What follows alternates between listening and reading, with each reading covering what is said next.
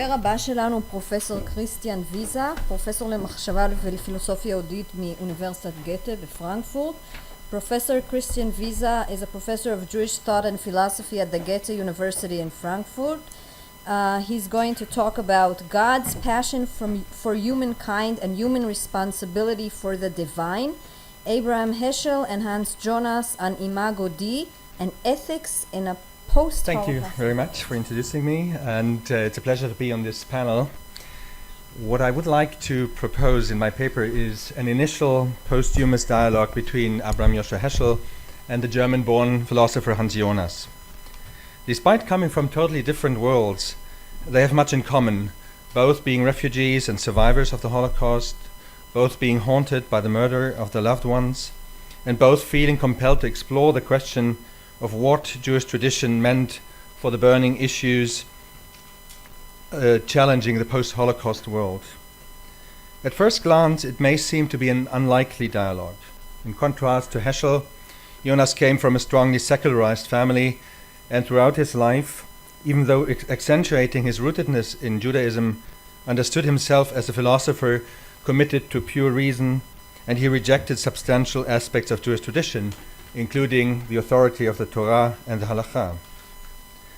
Rather than aiming at a comprehensive comparative analysis of Jonas's and Heschel's thought, I will have to confine myself to a brief interpretation of the role the concept of Imago Dei played in their respective anthropological and ethical approaches, as well as in their confrontation with the Shoah. And let me start by rather briefly pointing to some of the main leitmotifs of Hans Jonas's thought. First, like few other thinkers of the 20th century, Jonas has given expression to a sense of how profoundly endangered natural and human life are due to the long-term effects of technological interventions in the system of life on the planet. His book, The Imperative of Responsibility, and his essays on ecology and on bioethics can be characterized as an impassioned plea to preserve what he called in various contexts the creation, thus invoking religious philosophical connotations of Jewish thought, such as the concept of the sanctity or sacredness of life. In his reflections on matter, mind, and creation, Jonas therefore cites as an underlying motive of his philosophy the liturgical title for God, Rotzeh B'Chaim, with its implicit accent on humankind's task to respect the dignity and integrity of life and to resist its destruction. Second, there is an inherent tension in Jonas's grounding of an ethics for the technological civilization in his imperative of responsibility. On the one hand, he indicates that it appears to him to be questionable, quote, whether, without restoring the category of the sacred, the category most thoroughly destroyed by the scientific enlightenment, we can have an ethics able to cope with the extreme powers which we possess today. On the other hand, he sought to justify his ethics of technological self-restraint entirely without recourse to any theological argumentation, since he feared that this would seriously undermine the universal plausibility of his approach. Instead, he hoped to establish a non-religious foundation for the sanctity of life. For instance, in his reflections on the risk of genetic engineering, he calls for humankind to learn once more, quote, fear and trembling, and even without God, awe in the face of the sacred. Third, however, there's much evident that the question of God, as well as the resulting anthropological and ethical issues to which that question gives rise, concern the philosopher intensively, with the motive of the creatorsness of all life and the concept of Imago Dei playing a decisive role. In an essay on contemporary problems in ethics from a Jewish perspectives, which he published in 1968, Jonas argues that with the disenchantment of the world caused by modern science and with a philosophy devoid of the insight into the inherent value of life, a dangerous metaphysical vacuum had arisen. Above all, the denial of the divine origin of human beings leads, in Jonas's view, to a situation in which modern subjects, divested of their transcendent dignity, are torn between grandeur and misery, hopelessly at the mercy of the tension between the unrestrained power of their own forces and a fundamental lack of ethical orientation. Contemporary humankind is confronted, he says, with a paradox that with its very technological triumph, it has, quote, become engulfed in the metaphysical devaluation which was the premise and the consequence of that triumph. The consequence being that the whole future of the divine creation, the very survival of the image of God, have come to be placed in our fickle hands, end of quote.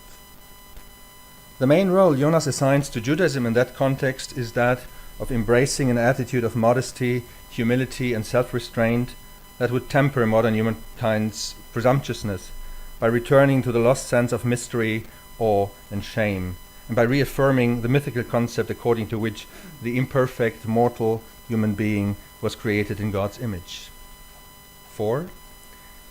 Challenged by the radical enormity of the Shoah, Jonas reflected on an appropriate concept of God after Auschwitz, as well as on the human condition in the post-Holocaust world. His response, a piece of frankly speculative theology, as he himself characterized it, found its most intriguing expression in his essay, The Concept of God After Auschwitz, first published in 1968. What he proposed there,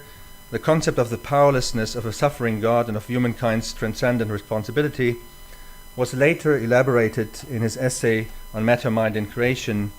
in which, rather than agonizing over the question of theodicy, he emphasized that the disgrace of Auschwitz had been inflicted on God by humankind, and that it was, quote, we humans who must again wash away this disgrace from our disfigured faces, indeed, from the very countenance of God, end of quote. What characterizes Jonas's thoughts is, first of all, an acute awareness of the radical break, the utter meaninglessness of Jewish suffering during the Holocaust entails for any further theological or philosophical discourse. Particularly the conviction that the Jewish concept of God as the Lord of history, including the notion of his power to intervene, rescue, and redeem, was, in his mind, obsolete. He felt compelled to postulate God's total renunciation of power and to describe him A, as a suffering God, B, as a becoming God profoundly affected by the vicissitudes of the world process, and C, as a caring God who is involved in the fate of his creation and is thus, quote, an endangered God, a God who runs risk. This is not to be understood in the sense of a mere limitation of God's power for the sake of human autonomy and responsibility. Inspired by Geshem Sholem's interpretation of Lurianic Kabbalah, Jonas rather suggests the concept of God who, in the process of creation, quote, renounced his being, divesting himself of his deity, to receive it back from the odyssey of time, waited with a chance harvest of unforeseeable temporal experience, transfigured or possibly even disfigured by it. The responsibility for the world, and indeed for God's evolving deity, is transferred to an entirely autonomous humankind. 5. Jonas's speculations on divine powerlessness and humankind's overwhelming human and cosmic responsibility are linked indissolubly to his concern about the survival of life in an age of unrestricted technology. They provide a metaphorical language for that which his imperative of responsibility was not able to express with the same urgency, namely the fact, accessible to faith only, that, quote, we must now protect from ourselves the divine cause in the world that has become threatened by us, end of quote. So what he presents is ultimately a philosophically transformed interpretation of Tikkun Olam that radically divests the underlying Lurianic myth of its messianic component, since the powerless deity he conceives of has nothing more to give. The dominating motive of Jonas's theological reflections is the will to resist fatalistic tendencies in view of humankind's self-destructive potential. Quote, that in these terms an eternal issue is at stake, together with a temporal one. This aspect of our responsibility can be our guard against the temptation of fatalistic acquiescence of the world, of the worst treason of après nous le déluge. We literally hold in our faltering hands the future of the divine adventure and must not fail him even if we would fail ourselves. End of quote. Now, since I was first exposed to Jonas's post-Holocaust philosophy,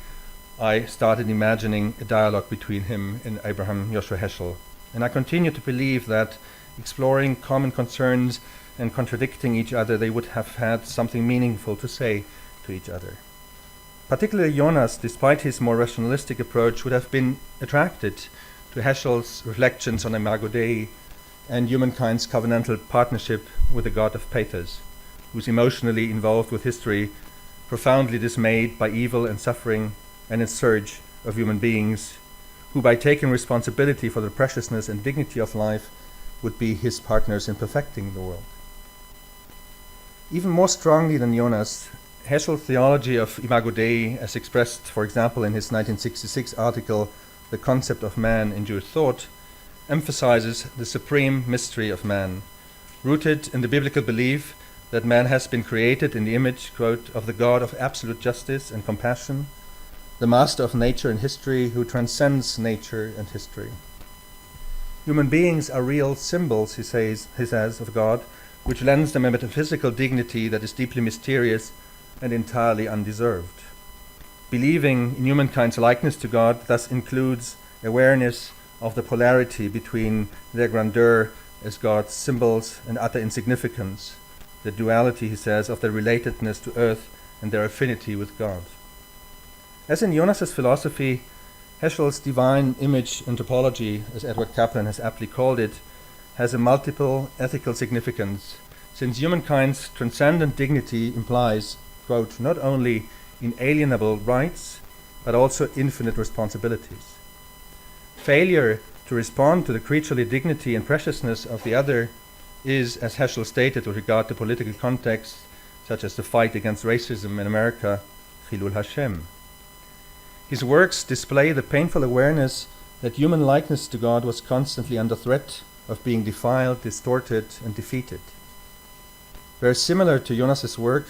are passages in which Heschel bemoans the modern dogma of human self-sufficiency and the loss of man's metaphysical dignity it entails, particularly in view, quote, of the most unspeakable horrors committed by man and sponsored by an extremely civilized nation, which unmask the inclination, quote, to substitute faith in man for faith in God as a monstrous illusion. Now, one way of countering the destructive forces unleashed in the 20th century, according to Heschel, was the return to an interpretation of Imago Dei as sanctification of God's name and as an obligation to act in accordance with the essence of human likeness to God. And I think that Jonas would have appreciated the idea that rather than constituting an analogy of being, the human role as God's symbol teaches an analogy of acts, as Heschel expresses is, and that this likeness of acts involving an identification with God's pathos is particularly incompatible with indifference towards suffering, injustice, racism, and war. But what about Heschel's confrontation with the theological and ethical consequences of the unprecedented evil embodied by the Shoah? We have already discussed that Heschel did not formulate an elaborate post-Holocaust theology, since he rejected any rationalizing or speculative interpretation of the unspeakable horrors of the 20th century. However, it was also emphasized yesterday that he was profoundly troubled by the theological relevance of historical trauma. As Michael Chester has put it, Auschwitz remained a mostly silent but crucial element of Heschel's thought, quote, coloring his understanding of the world, humanity, and the nature of God, and underlying his mission to preserve the essential principles of biblical religion, defying genocide and the moral callousness that permitted it, by asserting biblical values, including the divine image in each and every person. End of quote. Like Jonas, Heschel was convinced that responsibility for the genocide had to be placed entirely on humankind. In his reflections on divine revelation in God in Search of Man, Heschel agonized over the question of how any member, quote, of a species who can organize or even witness the murder of millions and feel no regret should ever be endowed with the ability to receive a thought of God, and how humans after such crime could be deemed worthy of being approached and guided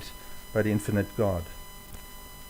For his contemporaries, he emphasized the search for God was overshadowed by utter despair and horror given the atrocities that had been perpetrated, by an abyss of doubt not merely with respect to the future of humankind, but also regarding the meaning of faith in view of the destruction of everything related to humankind's quality of imago Dei, the consequence being a tremendous disturbance in the relationship between humankind and God. Alexander Evan Chen and Edward Caplet have indicated that Heschel did, in fact, particularly in the chapter The Hiding of God in his book Man is Not Alone, express how profoundly troubled he was by God's silence in Auschwitz. I'm not quoting again the quote that I quoted this morning, but what I would like to indicate is that the final sentences, the question that he expresses is, does not history look like a stage for the dance of might and evil, with man's wits too feeble to separate the two, and God either directing the play or indifferent to it? And true to his conviction, Heschel answers his own question by characterizing, quote, the major folly of this view as the human attempt to replace the crucial question of anthropodicy by that of theodicy. But the question itself, of course, remains a challenge. Again, like Jonas, he reflects on the effect of evil and suffering on God himself,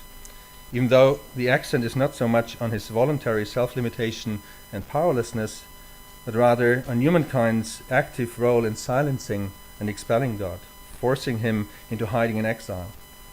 Rather than God being hidden, it is human beings who hide, evading God's search for them, with the result that God seems to have abandoned the world to itself. Even though Heschel would have completely disagreed with Jonas about the notion of divine powerlessness, in the radical way Jonas phrases it, he too reflects upon what, in an important chapter of his book, A Passion for Truth, he calls man's responsibility for God. In this chapter, he explores the problem, quote, of how to reconcile God's omnipotence with man's effort to defeat him. The growing awareness of a tragic course of history in which God is left without allies, Heschel indicates, should give birth, quote, to an intuition that man was responsible for God as God was responsible for man, end of quote, and make contemporary humankind understand, quote, that the problem of anthropodicy and theodicy cannot be separated. The cardinal issue, he continues, why does the God of justice and compassion permit evil to persist, is bound up with the problem of how man should aid God so that his justice and compassion prevail. While there was, according to Heschel, no way of finding an explanation for the tormenting questions regarding God's absence, in view of the immense torrents of madness and atrocities, the real concern should not be, quote, to find an apology for God, but rather to put an end to evil,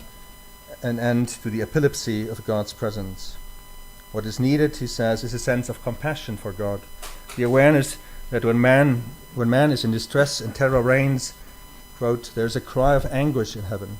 but also acts of justice and holiness, since, quote, God needs not only sympathy and comfort, but partners,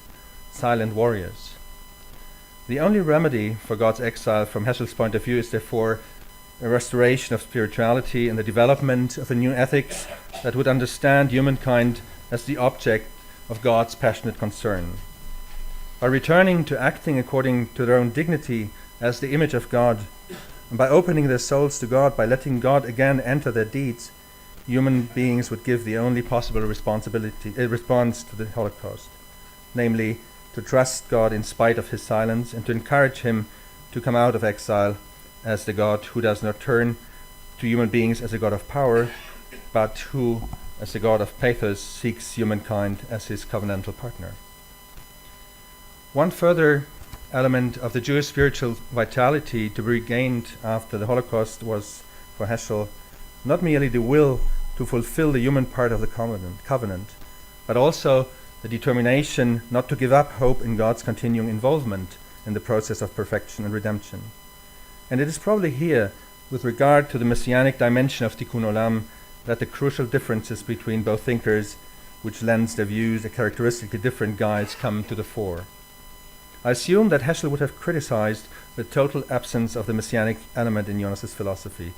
according to which God has irrevocably relinquished all possibility of contributing to the perfection and redemption of his creation. Heschel's theology of God in search of man accentuates the idea, quote, of the reciprocity of God and man, of man's togetherness with him who abides in eternal otherness, whereas, according to Jonas, the obligation involved in the covenant seems to have shifted entirely to the human side.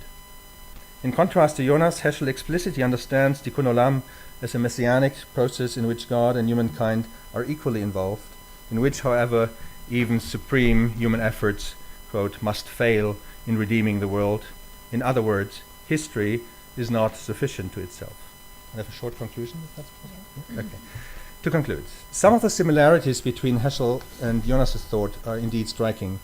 For instance, the affinity between Heschel's sacred ethics with its aim of redeeming the divine presence and Jonas's image of the restoration of the countenance of God. The strongly differing accents in their interpretation of the theological and ethical implication of human dignity and responsibility as symbols of the divine can of course not be overlooked. Heschel's messianic interpretation of tikkun olam sees the post-Holocaust world, quote, as a world in need of redemption, insisting at the same time on humankind's endless responsibility for God's presence,